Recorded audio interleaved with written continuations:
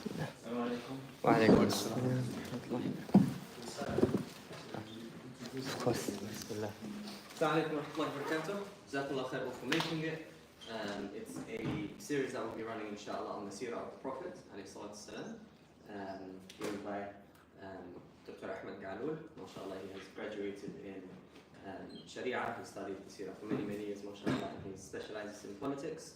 And we're going to take it from there, inshallah. Jazakallah khair. Thank you very much. Actually, I'm glad being with you. This is a very good thing. If you could do like the girls have done, so try to make like half a circle instead of straight line.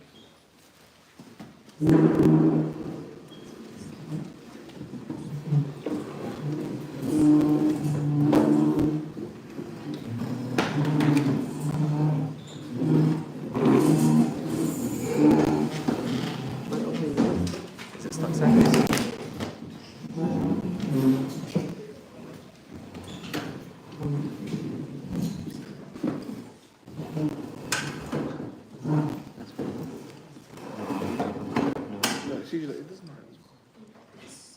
Okay.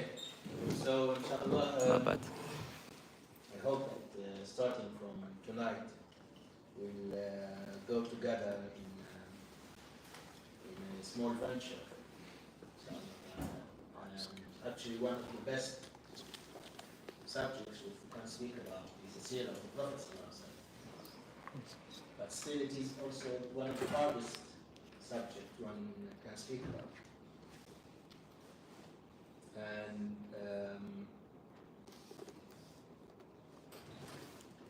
it's also that we need to speak about the life of the Prophet from our perspective, starting from our modern context and issues which do affect our life. Because we all believe that Islam is for all times and gives answers to questions wherever or whenever they occur. So whether we are reading Quran or reading what the Prophet ﷺ is saying, or trying to understand his seerah, his life, because that is an example of what happened for Islam to change the life not only of a society but of mankind. So that is the model which, if we can understand properly, we will be able to extract laws and ways of doing and ways of answering questions in our life. And this is very important.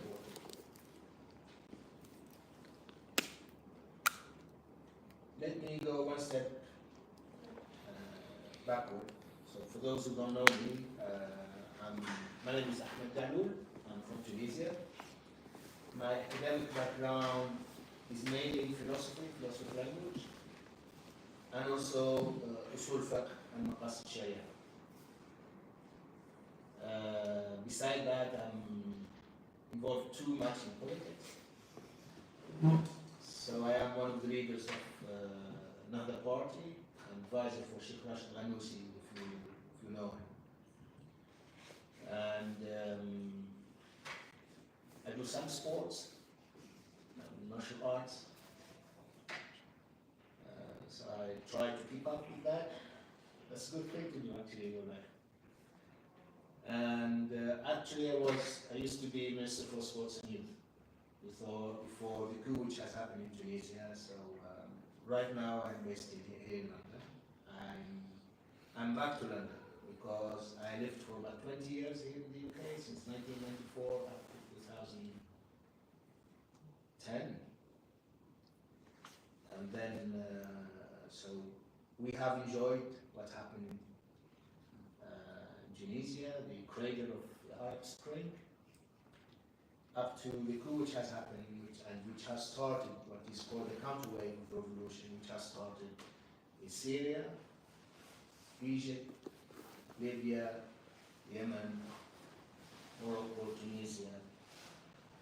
Actually, there is an event which is changing everything, all this dynamic of counter-revolution, but this event is what is happening in Gaza. So this event that is happening in Gaza is changing the dynamic of what is called the counter-revolution. If you know what the Khalfar, he's written a book. That book is called Rabi' al-Awwal, the first spring. He's written it after the Arab Spring. So he refers to the life of the Prophet ﷺ as the first revolution, which has changed the process of history, mankind, towards new life. And for every revolution, there is a counter-revolution in history. So, in which way can we describe the life of the Prophet ﷺ as a spring, as a revolution?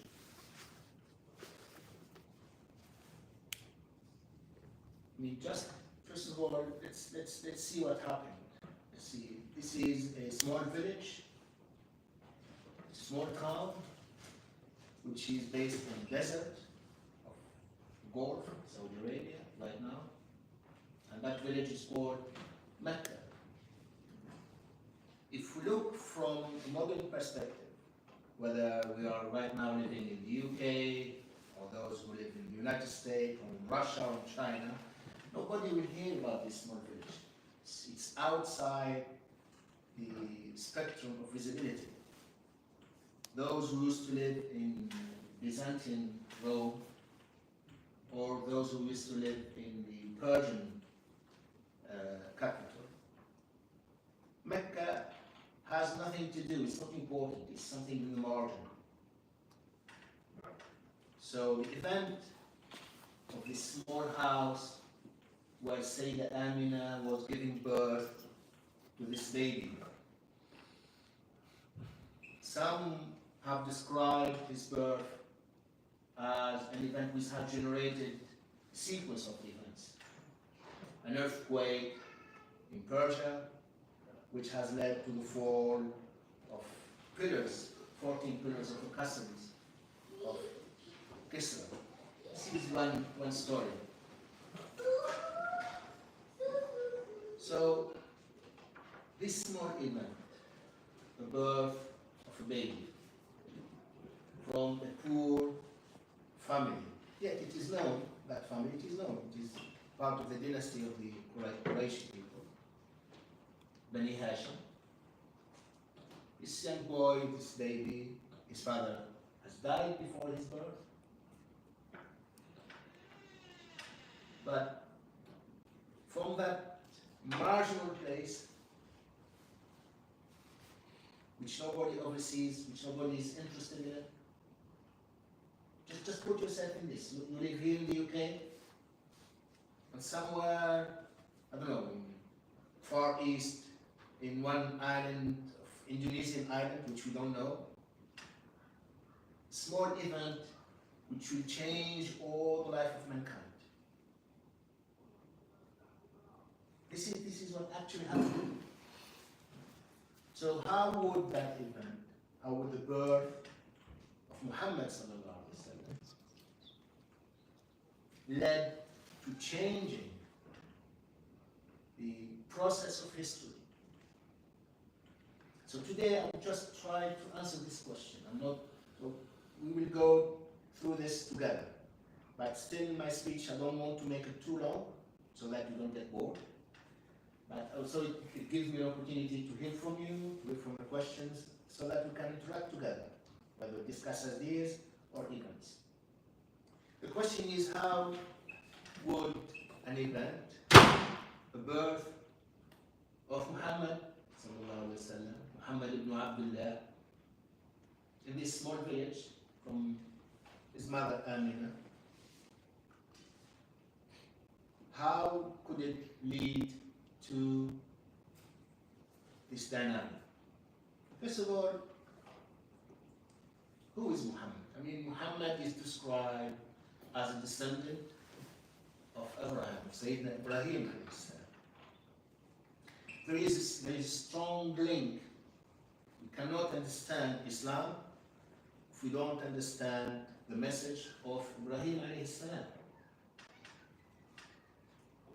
Allah subhanahu wa ta'ala describes Islam as the real inheritance of Dawah to Ibrahim. So there is a fight between Yahud and Nasara. Each one of them says, we are the real inheritance of Ibrahim alayhi salam. Allah in Surah Al-Baqarah, He says, ما كان إبراهيم يهوديا ولا نصرانيا. He was neither Jewish nor Christian. لكن كان حنيفا مسلما. إن أولى الناس بإبراهيم للذين اتبعوه. Those who are really worthy of Ibrahim alayhi salam, it is those who have followed him. So we are following Ibrahim alayhi salam in what? What did he do? First of all, Sayyidina Ibrahim, قالوا سمعنا فتى. فتى, what does it mean in Arabic? Al-Fatah. Youthful child. Al-Fatah is Youth. a young person, but not just only a young person. It means he's someone who is a Fatah, who is either strong, physically strong, strong in personality. This is someone who would say, I am here. Who would present himself. So,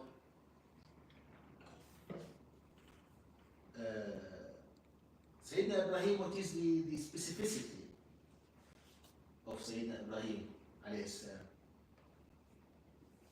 One of the main specificities of Ibrahim alayhi salam is that he has used his intellect to reach the main truth, that is, there is no God but Allah subhanahu wa ta'ala, that those planets which were described as gods cannot be gods. And he decided by himself that he will believe in Allah subhanahu wa ta'ala, and straight away he started speaking to his family and to the people of the town, but not only to the people of the town. He went to the it's like if you go right now to the parliament, straight away go to Westminster, tell them, you are wrong. You are believing in these idols, you are wrong. You are preaching us with values of human rights, justice, but this is hypocrisy. You are killing people in Palestine. A young man, I mean, about your age. So what did they say? Say, no, we are doing this because our fathers and sisters, they are doing it. This is one of the oldest democracies in the world, isn't it? This is one of the oldest institutions in the world, the Westminster. And these are values, and these values are universal. So what would you answer them? But yes, we do. You are killing people.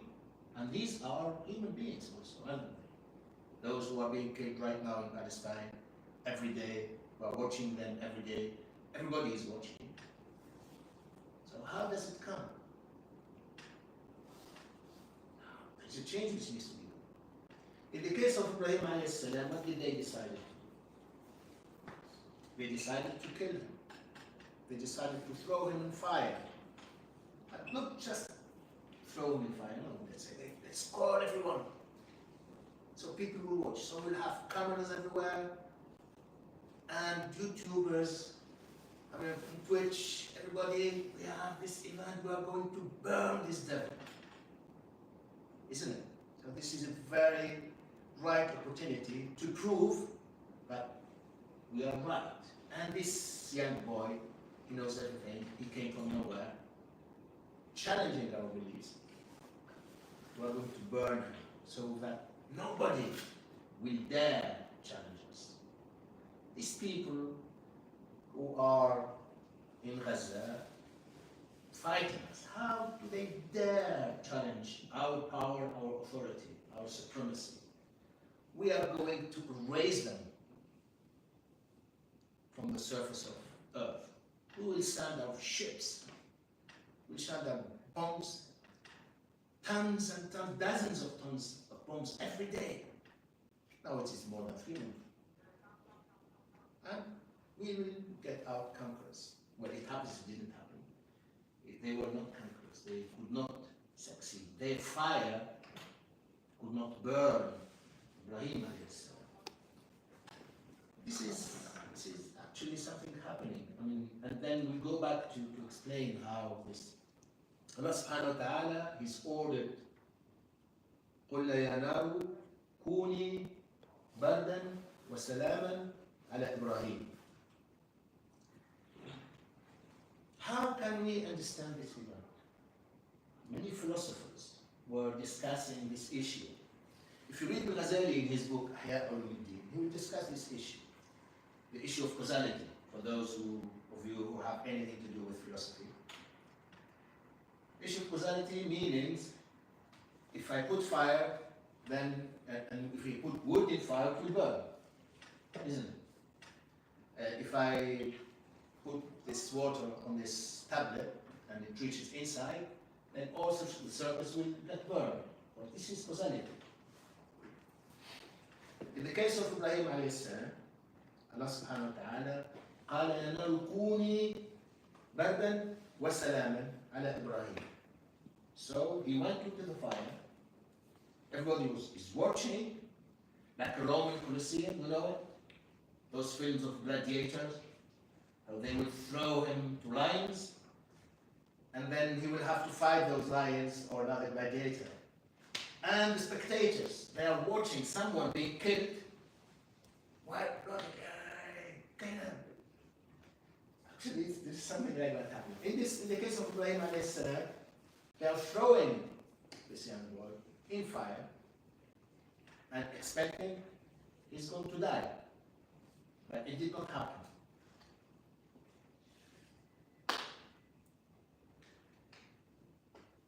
So what would the reaction of the audience be? Let's say you are doing live streaming right now, and you have audience, you have many thousands or 10,000 of followers, and you are telling them something which is, this is going, I'm going to do this, but the opposite happens. What will be the reaction of your audience, of your followers? They will start not believing in what you are telling them. Isn't it? Let's go to our time right now. Nobody dared challenging the balance of power which is governing us right now in the world. Nobody would dare to say that all the Arab states who are surrounding Palestine, nobody, none of them, not only the Arab states, I would say, or the Muslim states, none of them will dare challenge the state of Israel, none of them.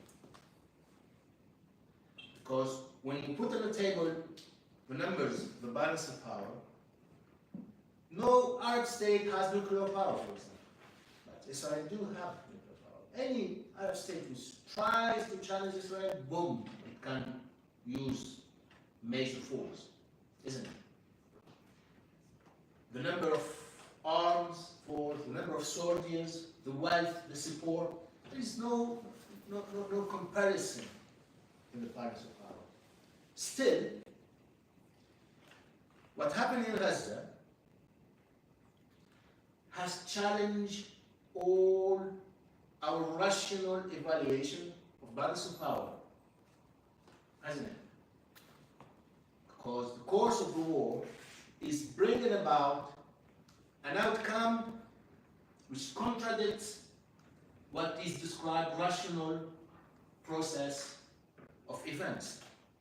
Normally, if a group of armed people in Gaza, which is a flat land, which has been encircled for about 17 years, these people were living for 17 years under scrutiny and observation of any move they can do, they have what is called the eye of God.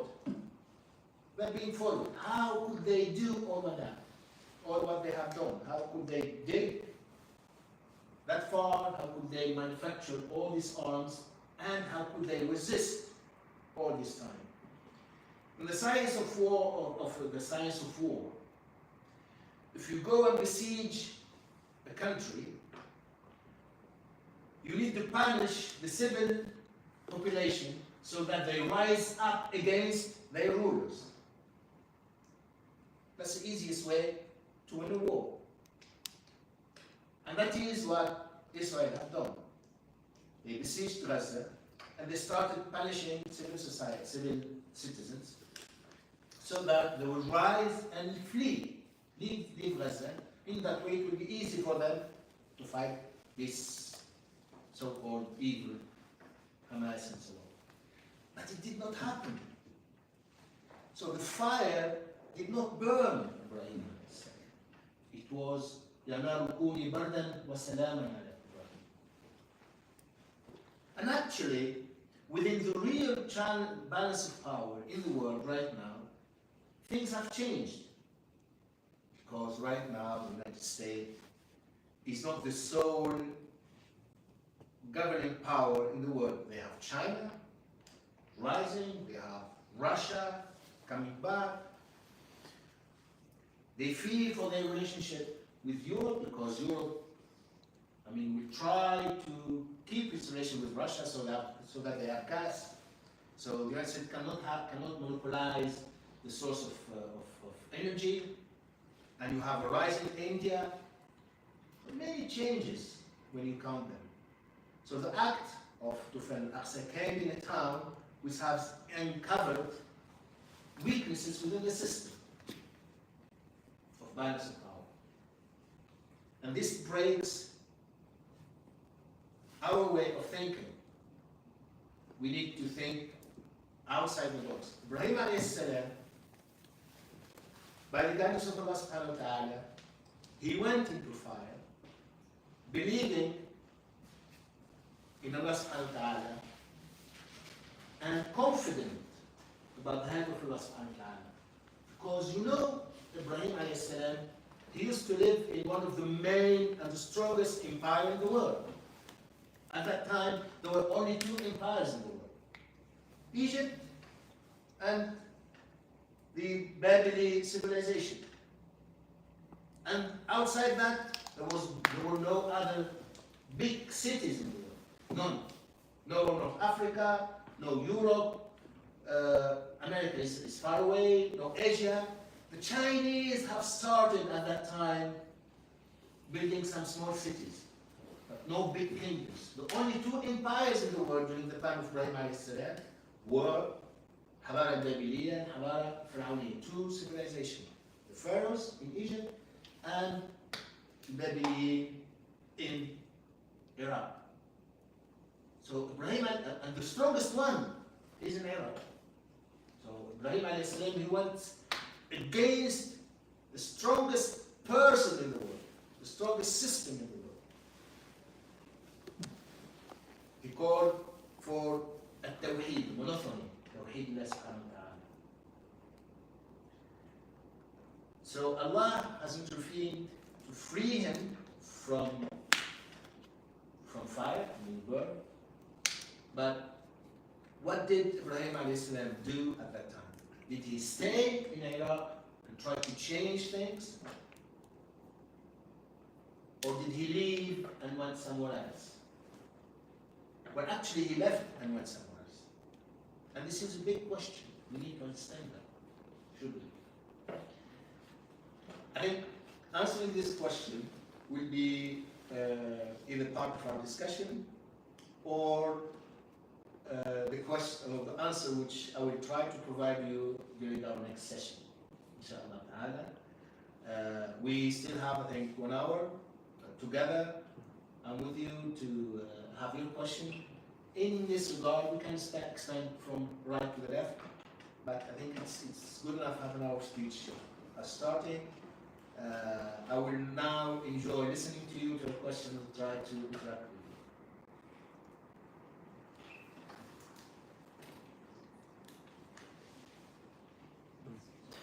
question on the birth of the Prophet ﷺ. You mentioned that that was an event that would change life as it is. Do you believe that event has happened in our time as of yet? Or do you think it's yet to come? Okay. Repeat the question. You mentioned that the Prophet's birth ﷺ was something that would change history forever and that would change the way the world works. Do you believe that event has happened in our time or not just yet? Yeah. It's difficult really to rush answering this question. But my understanding is that we are right now, we are going through a time of change. And when there is the geopolitics of the world since about 100 years ago, and the map of the world since about 100 years ago, it was based on an outcome of wars within Europe mainly, and those wars have traced the map of the world right now as we know it. But those maps are the outcome of the balance of power. After the First and Second World War, there was a shift in the balance of power, but that shift did not radically change the map of the world. Because the rise of the United States as the main power did not change the dynamic of the British Empire. So it is the same trend and the same policy in the world.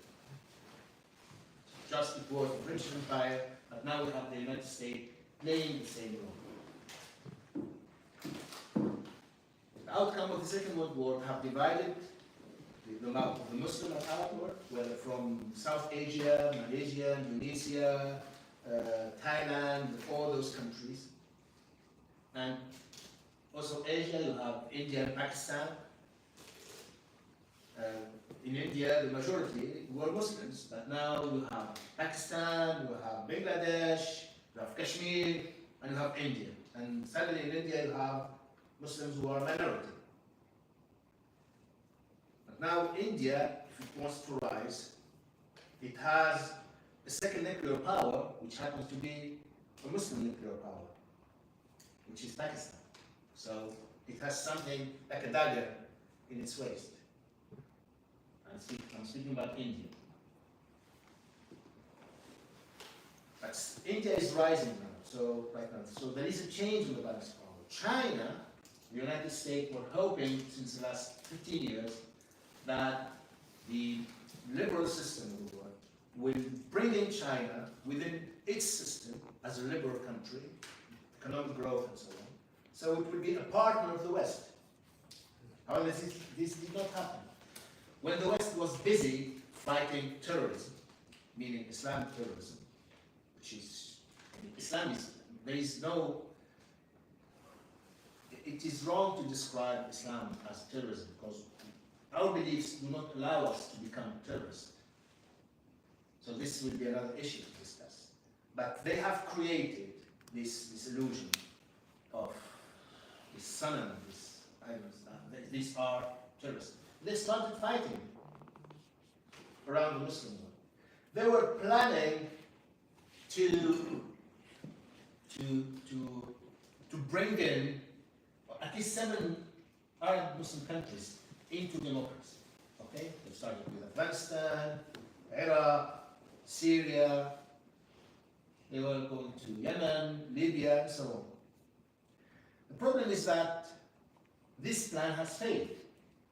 Because they said we are coming to democratize these Arab nations. Once democracy comes in, then they will become liberal, and there is no fight between democracy. Democracy do not have war between each other. This is one of the principles in political sciences, actually. But they have failed because they've done this in the wrong way. They came into our countries from the wrong path. We don't need them to convince us about democracy because we do believe that we are worthy of democracy, we are worthy of freedom. So that has failed, and that has given time to China to rise. That has given time to Russia to come back. And China spread over Africa, Middle Asia, and they were trying to reach Latin America. And then they have this big economic crisis, 2008. And then you have Arab Spring. And then you have COVID and so on. So the balance of power is not there anymore. And things are changing. So the map of the world, which is right now implemented, which we are tracing, will not be able to persist because those borders need to change. They either need to implode or explode,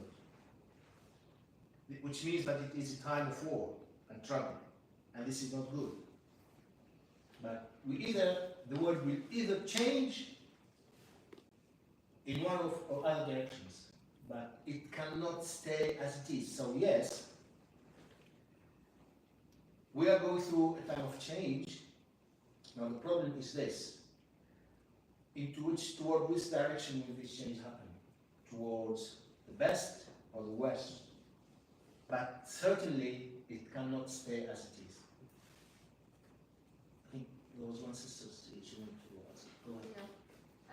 You mentioned the story of Ibrahim in the fire, and how Allah is more powerful than the people.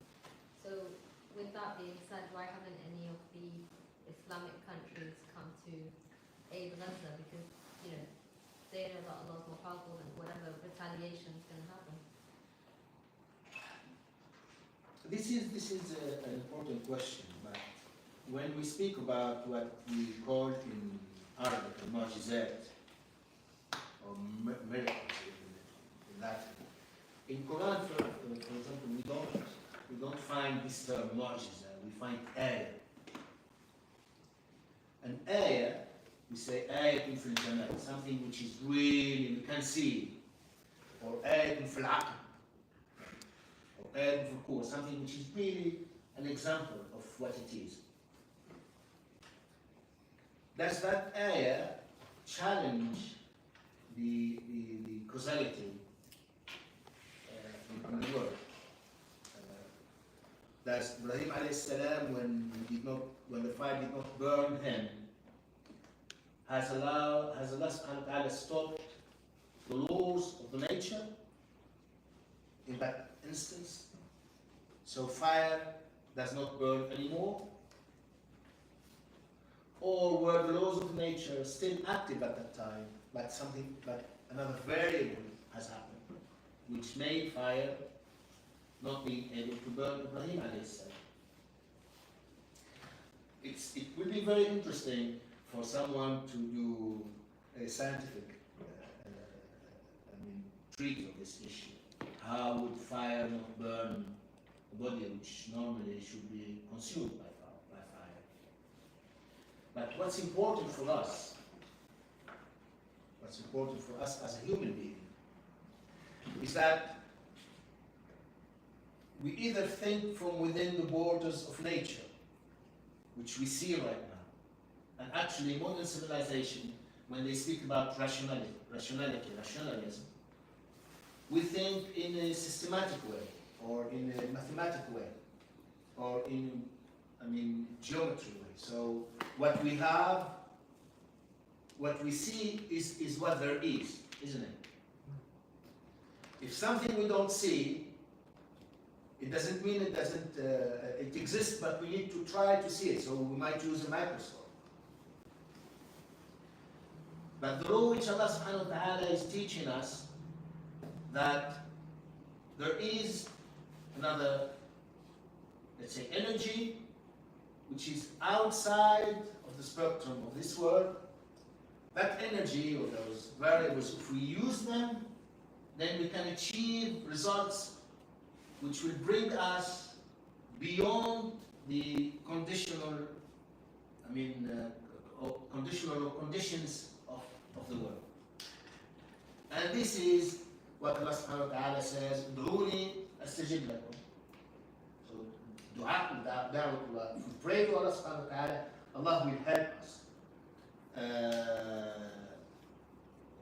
what Allah subhanahu wa ta'ala calls ma'iyatullah. If you do something and you do it with the help of Allah subhanahu wa ta'ala. Allah subhanahu wa ta'ala says, Prophet, وَمَا رَمَيْتَ إِذْ رَمَيْتَ وَلَكِنَّ اللَّهَ رَمَى. So Allah يُسَدِّدُ عَمَلَ الْمُؤْمِنِ. He makes it, He gives it to direct, direct and precise answer. He helps you. So let's say you do 10%, but those 10% will have the value of 100% because Allah subhanahu wa ta'ala helps you in this way. But this needs for you as a human being, be aware that Allah is with you, so we need to take care of the balance of power or conditions, but still you need something which helps you, which can free you from the boundaries of life. And this is Allah subhanahu wa ta'ala. That is why Allah considers those who do not pray as a type of kufr. وَمَنْ يَسْتَكْبِرْ عَنْ عِبَادَتِي. عِبَادَةِ هِي أُدْعُونِي أَسْتَجِبْ لَكُمْ. And other ayat says وَمَنْ يَسْتَكْبِرْ عَنْ عِبَادَتِي. So dua, meaning seeking help from Allah subhanahu wa ta'ala, is the ibadah of Allah subhanahu wa ta'ala. And if you think that, no, I don't need the help of Allah, so please, Allah will not accept that. So He's given us a gift. I'm here to help you. So seek my help. And then I will make all your actions successful and bring success to you, even if the conditions, the material conditions, might not help you in reality. And this is, the example of Sayyidina Ibrahim alayhi salam. And that is why in one of the riwayat that Sayyidina Jibreel came to Sayyidina Ibrahim when he's being thrown into fire, he told him, do you need something? So he answered them, but from you, I don't need anything, but from Allah, He knows, عِلْمُهُ بِحَالِي يُغْنِيهِ عَنْ سُؤَالِهِ. That He knows my state makes me, I don't need to ask Him anything. Allah subhanahu wa ta'ala knows what to do. I hope I'm trying to answer this. Okay, who else?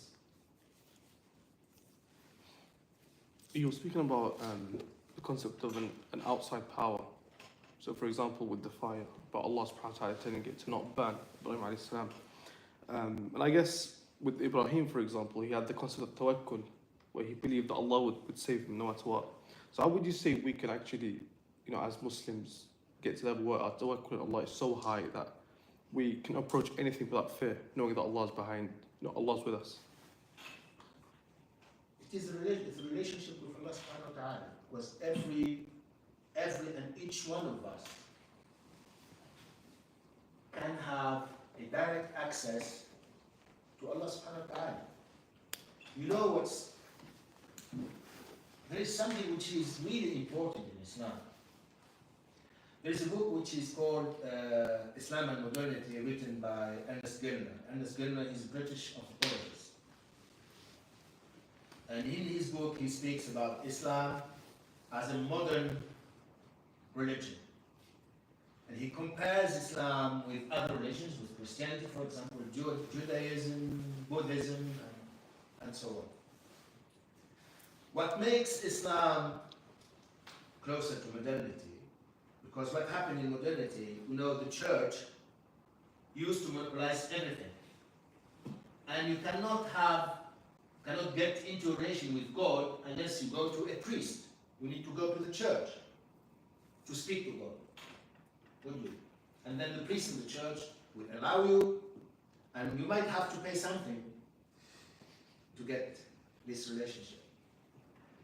So the Protestant Christianity broke the monopoly of the church and made God closer to Allah. That is why in society like Britain, who are Protestant, you can see men of church who can get married. In Islam, we don't have a church at all. We don't have an institution of church. You and every one of us can pray Allah subhanahu wa ta'ala 5 times a day. If he wants, he can do more. But Allah is asking us to at least have this opportunity to address him and to speak with him at least 5 times a day. In that opportunity, you are speaking with Allah subhanahu wa ta'ala. And more of that, Islam teaches you that everything you do, you need to say Bismillah, for example. And when you put your shoes, you make a dua. When you get into the house, you say Assalamu alaikum, Bismillah, dakhalna, and so on. When you leave in your house, you do something, make another dua. This relationship is what enlarges your awareness of the reality of the word of alam asbab, the word of condition, the material world. Because what I will be speaking to you is that there are no miracles, very mu'jizat in a way in Islam. No. Because every Muslim is asked to take into considerations conditions and the real balance of power. But while taking those conditions into consideration, they must not lead you to contradict your values or to submit to tyranny or to injustice. That is why the verse in Quran, قِيلَ فِيمَا كُنْتُمْ قَالُوا كُنَّا مُسْتَضْعَفِينَ فِي الْأَرْضِ. They were asked in the day after Yawm al-Qiyamah, why didn't you believe? They said, we were oppressed, so we cannot believe. We cannot believe in Allah. They were ordered to go into fire. So we have this balance between the system of values and the balance of power. Islam will help you and help any human being to keep these two things together. Because this word, it is the creation of Allah subhanahu wa ta'ala, and Allah did not create the word and left it to its own. That is why when we read in Quran, what we say, the first verse, first surah of Quran, we say after Bismillah ar-Rahim, we say Alhamdulillahi Rabbul Alameen. So we say Alhamdulillah, and the description of Allah subhanahu wa ta'ala is that He is Rabbul Alameen, meaning the Lord of all what is created. And the Lord means that the Lord is the one who governs the world. Aristotle and the Greek philosophy, when they speak about gods, they say that gods live outside the world. And Epicure, who is a philosopher at Gaaloul, he speaks about what he calls ataraxia, that God, he lives in enjoying inercy and stability. He doesn't need to move. He has a total happiness. So he does nothing. So that is the concept of something which is complete. But Allah subhanahu wa ta'ala describes himself differently. He's the Lord, he's governing the world. And he interferes in the world. And he's given us an opportunity to act according to his will. And if we seek his help, he will help us. And Allah subhanahu wa ta'ala يقول لا يزال عبدي يتقرب إلي بالنوافل حتى أكون يده التي يبطش بها ورجله التي يمشي بها وسمعه الذي يسمع به وعينه التي يبصر بها. My creature, Abdi, is still trying to get closer to me by praying and making dua, up to a level where I become his hand with which he does things, and his legs with which he walks, his ears with which he listens, and his eyes with which he sees. So just imagine yourself, and this is any one of us, enjoying this relationship of Allah subhanahu wa ta'ala. And when we do things, it is the hand of Allah subhanahu wa ta'ala which helps us. Or when we work towards something, it is the help of Allah subhanahu wa ta'ala which helps us reaching those things. And this is open to any one of us. We don't need to go to get a loan from the bank not to buy these things. But this is our relationship with Allah. But this is a private relationship. Every one of us needs to do it. I'm trying to restrain myself from giving some answers which will, because next time we'll go into more details. So go ahead. Any other questions? Talk us through over the next few weeks what we're going to be doing. Yes, good question. So inshallah ta'ala, for our next session, what I will try to expand on, usually we make it half an hour. It's my speech. I don't want to make it longer. I will try to speak about how the Prophet ﷺ came in a time where the balance of power in the world allows the rising of new power in the world.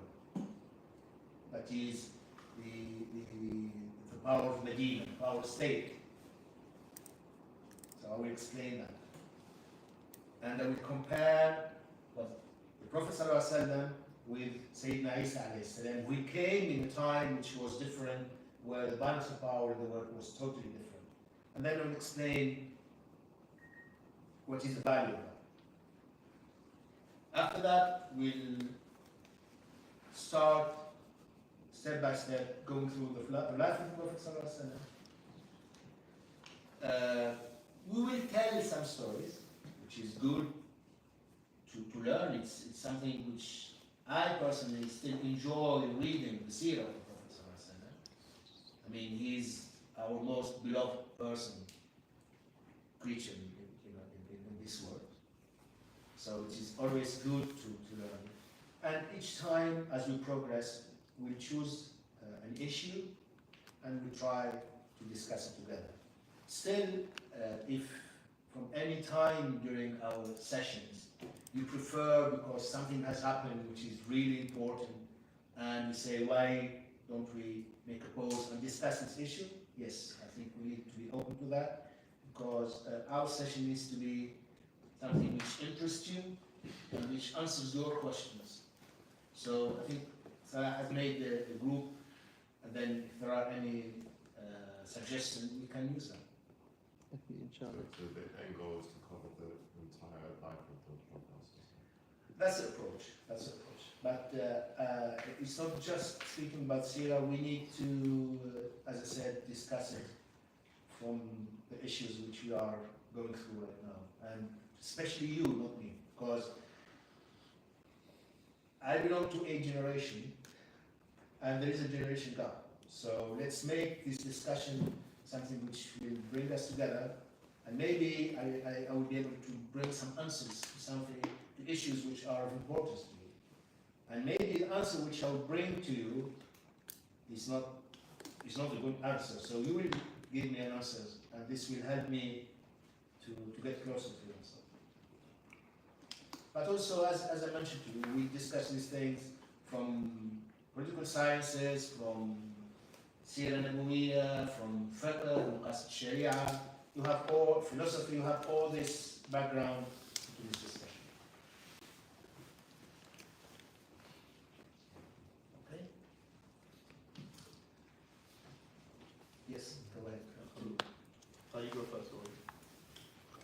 I didn't understand one of your previous answers when you answered the question about why have Islamic nations not helped. I didn't understand because why is it that no Islamic countries have directly intervened within the conflict in Palestine? Good question. This was your question, wasn't it? Well, in my view, we are describing these countries as Islamic countries. Well, they are Islamic because the people who live in those countries are Muslims, aren't they? But the states of those countries were not built by the will of the people of those countries. Those states are the outcome, the balance of power, which has been created right now by the West. Most of those states defend the agenda of the West. They are not defending their people. Here in Britain, the British government defends the interests of the British people, and it is a democratic country. In the United States, the American government defends the interests of the American people, and it is a democratic country. In Egypt, in Syria, in Iraq, in Tunisia, in Libya, in whatever, these countries, it's not us, it's not our fathers or grandfathers who have decided to put those borders. It's not us, it's not our choice. It's those countries, those states do not represent our interests. They do represent the interests of the hegemony in the world.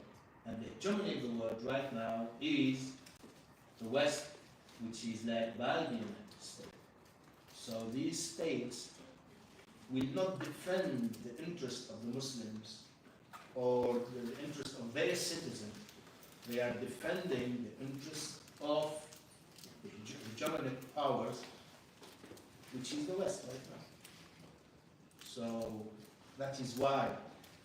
So you could ask me, why couldn't the people who live in those countries rise up and protest and go and seek to help Palestinian brothers? My understanding, and this is my understanding, I might be wrong, and if you have an insight, could please tell me, is that our people are rising again and again and again against these dictators in our countries.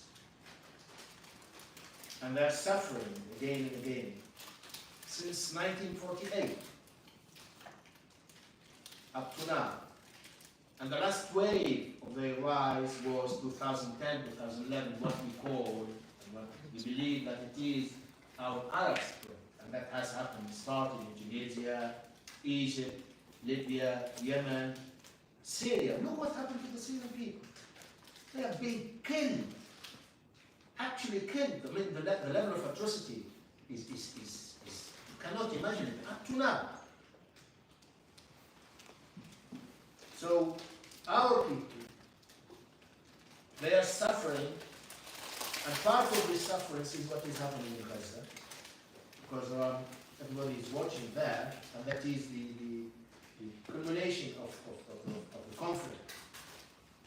That is why the outcome of what will happen in Gaza will affect all the Arab and Muslim countries. So why would not so these people, first of all, they still live under tyranny? Because here, for example, we enjoy, here in Britain, as Muslims, or as British citizens, even if we are not Muslim, we live in a free country, which allows freedom of speech. That is why people will get out of the streets, and they will protest. If the rules changes, and there is oppression, you will not see people behaving the same way. There will be fewer numbers. And maybe, more heated conflict. So while our nations are not supporting our Palestinian brothers, in my view, first of all, regarding our states, they do not represent. These are not democratic states. They are not defending the interests of their people. And for the populations, they are under too much oppression.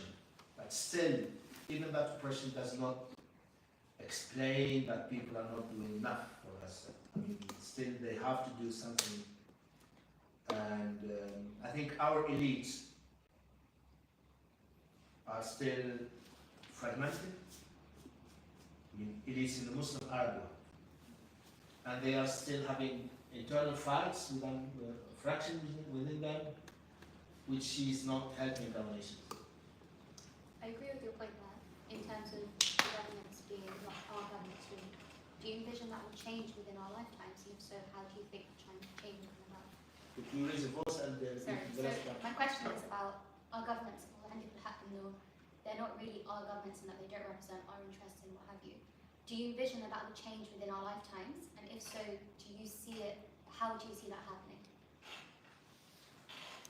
That will be a radical change. I mean, radical strategic change.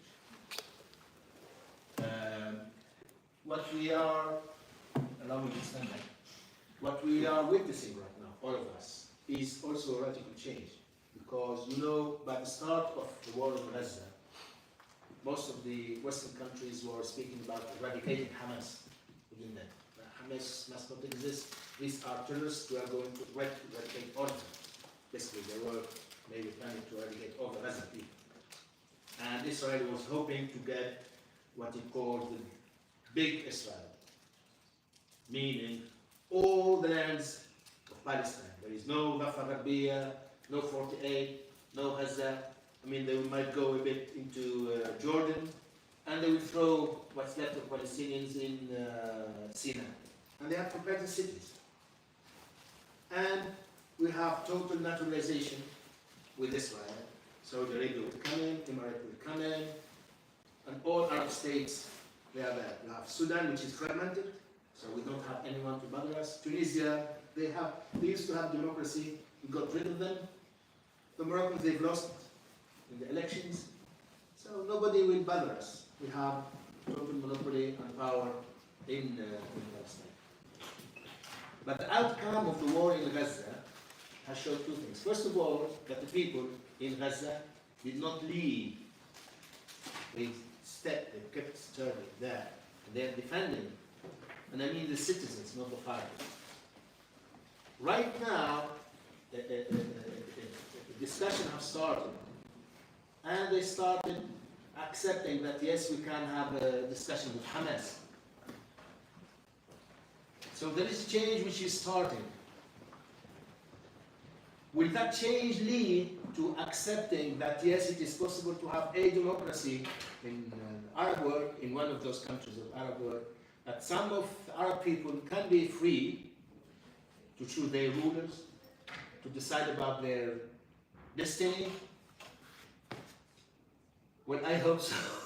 I'm really hopeful, but it is a big struggle. Really. It is a big struggle.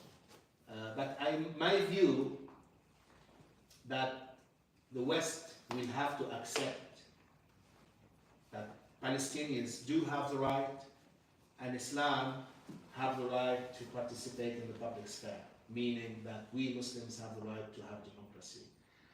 How long will that take? 5 years, 10 years, 15, 20?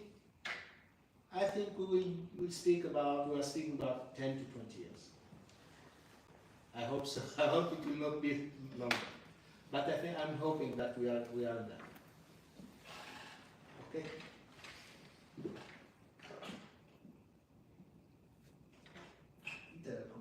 You were going to speak.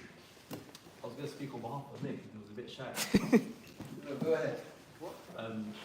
So you know how you said that it's not in Saudi Arabia's best interest to go and help Gaza and help people of Palestine,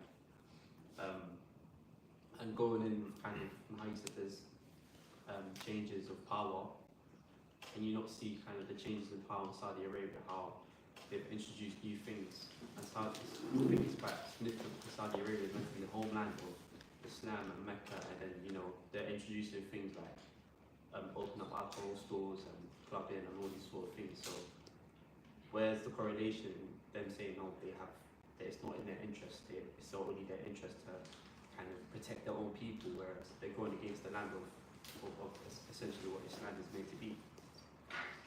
I think if I were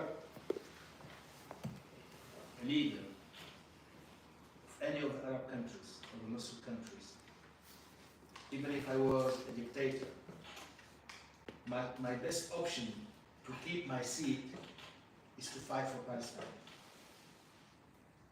It's not the opposite. But Israel cannot tolerate any strong Arab Muslim country. In order for Israel to survive and to exist, they need weak states around them, and weak economies around them, and fragmented societies. Because these are, how many are there? 7 million? They cannot become 100 million. I mean, they cannot, spread themselves all over even Saudi Arabia or Egypt. You have more than 100 million in Egypt, more than 25 million in Saudi Arabia. So for a state that weak, such as the state of Israel, it cannot survive unless all its entourage is in total instability. So for the Saudi Arabia, if they want to keep a strong Saudi Arabia, actually they need to fight for the Palestinians. Right now, the Saudi government, they said we are going to stop all process of naturalization with Israel unless it recognizes the right of Palestinian state. So they are opting for the two-state solution because the price of naturalization became too high now after what happened in Gaza. I think it is of the best interest of Saudi Arabia to defend the Palestinians, not to restrain from having any positive policy towards Palestine and towards Islam. I think it is of the best interest of Saudi Arabia to withdraw from what is called the Abrahamic Accord, which means that changing Islam, changing the culture of the people, of the Muslims, and leading the Arab world under the rule of Netanyahu or whoever. So this will lead to basically some Gulf countries feed the Arab Spring because they said we're going to lose our power. But actually, the road to losing your power is naturalization with Israel. It is actually of the best interest of Saudi Arabia to be a strong country, stable country, wealthy country. Shortest way was to defend Palestine. All the Muslim people will applaud the Saudi if they do that. Do you reckon they have the resources? Sorry? Do you reckon they have the resources and the ability? Because as Saudi Arabia is seen in the public eye, they're not a very military-focused They don't need, country. nobody is asking them to wage war against Israel. The Palestinians are more than capable to defend themselves. Just about These stopping the normalization? countries are very weak. Mm. But just let your people free to go and defend. Mm. Let's say you have 24 Arab countries who are sending 24 official delegations from their so-called parliament with their flags going to Rafah and getting through the borders to deliver help for the Palestinians. Human rights help. Will Israel go and have a war with all of them? No, it will not. This is something basic. Just allow your NGOs to do something about it. And say, yes, we are supporting them. Send ships to Gaza with food and medication. Some countries are sending, masks, like COVID masks to the people in Gaza. Do they need?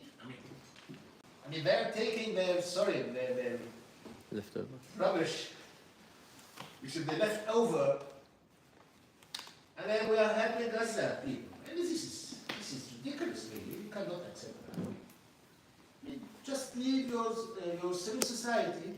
We are not asking. The Palestinians do not need anyone to fight for them, but they need people at least not to be against them. And the problem is that most of the Arab countries are against Palestine right now. They are not with it. And some of the Palestinians, like the Palestinian Authority, they are not with the Palestinian people. Because even that authority does not translate the will of the Palestinians. It translates the agenda of Israel. So that is why it is part of what needs to be changed in this.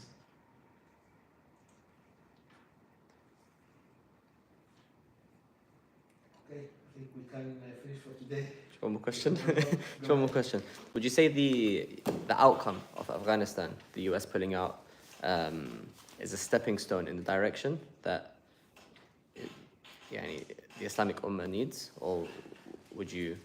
It is a challenge, really. It is a failure, first of all, For the of US. the American policy. It is a total failure of the American policy. But when the Americans left Afghanistan, they were planning to focus on their main challenge, that is China. The main contender against the United States is China. This is the main rising power, economic power, and besides it is the rising of its economy, its military capabilities is rising. So they needed to step away from parts of conflict. The outcome came for the benefit of Taliban through a lengthy dialogue with them in Qatar. So Qatar has played a major role in that. The perception, what the cameras has given us, they've given us an American plane leaving while Afghani people falling from the wings of that plane. Those people believed that the United States was there for them, and now it has left them. The same thing happened in Vietnam, actually, for those Vietnamese who were with the authority of the Americans. They were thrown down from helicopters. Now the United States is seen as a power which has no friends. And the only way for you to succeed is through the barrel of pistols or whatever, through fighting. This is the wrong message. It means that you need to make a war to get your right. What is happening in Gaza is also the same answer. So actually, the West is losing the main foundations of its values. Because we live here, we are being taught that these values are universal. Democracy, human rights, the rule of law, isn't it? But actually, the process of history, which the West is also teaching us, is that you cannot win unless you have enough tools so that if you use violence, you will be able to coerce your enemy. So we have two contradictions. In my view, and next time, inshallah, we'll discuss this, what Islam brings, it brings us another value, different value, which tells us that we can overcome these contradictions. It doesn't have to be you are either a gladiator or a monk. No, you can be a Muslim and you can change faith, but you will not have to kill people or take their wealth. And this is the importance of what we inshallah go through. Is it time for one more question? What do you think the biggest problem the Ummah is facing and what's the solution? Or roughly? What is the biggest problem the Ummah faces? Yeah. So the biggest problem the Muslims have and how to fix it. Well, let me give a short answer, at least for today. I mean, it is an issue of freedom. Really. I mean, we need to, first of all, value the concept of freedom. This is one thing. Secondly, we need to understand this civilization. But the other issue is that we have been educated within this civilization, and we have been pulled away from understanding Islam. And some people who present themselves as Islamists or Muslims, they are just using the same content of the Western civilization, but just it is a different cover. So they think in the same way. So how can we bridge this relationship with Allah subhanahu wa ta'ala, with Islam? This is a real challenge. But this we need to do it step by step. There is no direct answer to this. If we change the level of awareness, our awareness to Islam, so that we can really be free of all the chains which have been, stuck to us, our minds, our eyes, our ears, our legs, so that what I was saying about the help of Allah subhanahu wa ta'ala and this case of Ibrahim alayhi salam being thrown into fire, still it doesn't get burned. This can be, I'm not saying could be, this can be the experience of each and every one of you. If we really reach this level in our relationship with Allah subhanahu wa ta'ala. But let's go through this step by step, inshallah, and I hope that within this path, every one of you will find the answer into that question. I think we can And then, inshallah. tonight. Inshallah. And it's good that everybody still have questions, so it gives us more energy for this. For next time, inshallah. جزاك الله خير دكتور. سبحانك اللهم وبحمدك. بدك نشهد أن لا إله إلا أنت نستغفرك ونتوب إليك. سبحان ربك رب العزة عما يصفون وسلام على المرسلين.